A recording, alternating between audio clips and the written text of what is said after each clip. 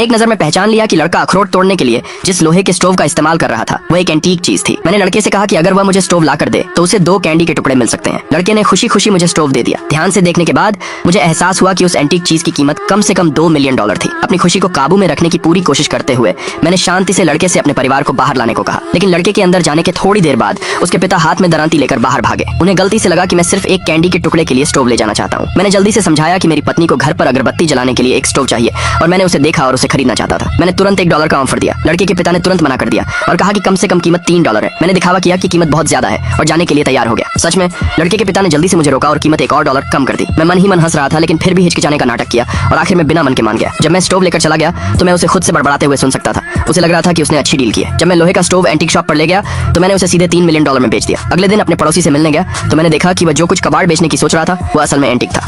मैंने तुरंत झूठ बोला और कहा कि मुझे घर पर कुछ फूलदान चाहिए, लेकिन मेरा लालची पड़ोसी उन्हें अलग से बेचने को तैयार नहीं था। मुझे कबाड़ का पूरा ढेर खरीदना पड़ा, ये देखने के लिए कि क्या कोई और एंटीक है। मैंने ध्यान से चीजों को देखने का नाटक किया, लेकिन कई प्लेटें देखने के बाद मुझे कुछ और कीमती नहीं मिला। मैंने मन ही मन आह भरी। आखिर में मैंने पूरा ढेर $40 में खरीद लिया। मेरे पड़ोसी को लगा कि उसने खूब पैसा कमाया है। एंटीक फूलदानों का जोड़ा मिलने के बाद मैंने तुरंत कई कलेक्टरों से कांटेक्ट किया। जब मैंने उन्हें ढके लाल कपड़े को हटाया तो वहां मौजूद सभी लोग हैरान रह गए। इनमें से एक एंटीक की मार्केट वैल्यू $7 मिलियन जितनी ज्यादा थी, लेकिन एक कलेक्टर ने यूं ही कहा, अगर दुनिया में सिर्फ एक ही बचा होता तो ये और भी कीमती होता। अचानक मेरे मन में एक आइडिया आया। मैंने एक फूलदान उठाया और उसे वहीं टुकड़े टुकड़े कर दिया। सब हैरान और चुप थे। मैंने कहा, अब दुनिया में सिर्फ एक ही बचा है। बचे हुए फूलदान की कीमत तुरंत दोगुनी हो गई। कलेक्टर ऑफर देने में मुकाबला करने लगे, लेकिन मुझे डर था कि बोली लगाने से एंटीक चीज खराब हो सकती है, इसलिए मैंने सबसे कागज पर अपने ऑफर लिखने को कहा। सबसे ज्यादा बोली लगाने वाला जीत गया। आखिर में फूलदान $30 मिलियन में बिका। दूसरे पार्ट के लिए कमेंट में यस लिखे।